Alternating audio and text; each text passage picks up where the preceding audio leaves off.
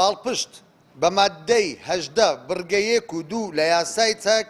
ژمارە 2 ساڵی 2022 کە ماوەی 1 ساڵ دیاری کردووە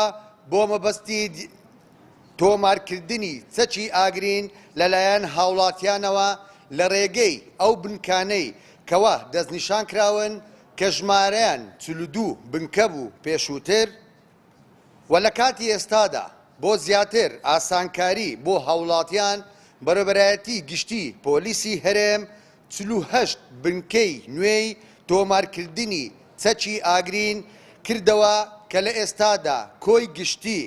گشت بنکەکان لە هەرێمی کوردستان 9 بنکەیە. ئەو ماوەی لەبەردەستمانە کەمتر لە مانگێک ماوە کە لە بەرواری 21 هەفتی 2023 کۆتایی دێت. لە دوای ئەو وادەیە هەر هاوڵاتیەک بەبێ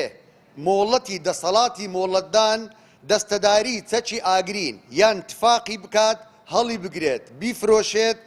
چاچی بکاتەوە یان دەستا و دەستی پێ بکات ئەوە بەبەندکردن بۆ ماوەی کە لە ساڵێک کەمتر نەبێت و لە 3 ساڵ زیاتر نەبێت و پێبژاردنێک کە لە 2 ملیۆن دینار کەمتر نەبێت و لە 5 ملیۆن دینار زیاتر نەبێت سزا دەدرێت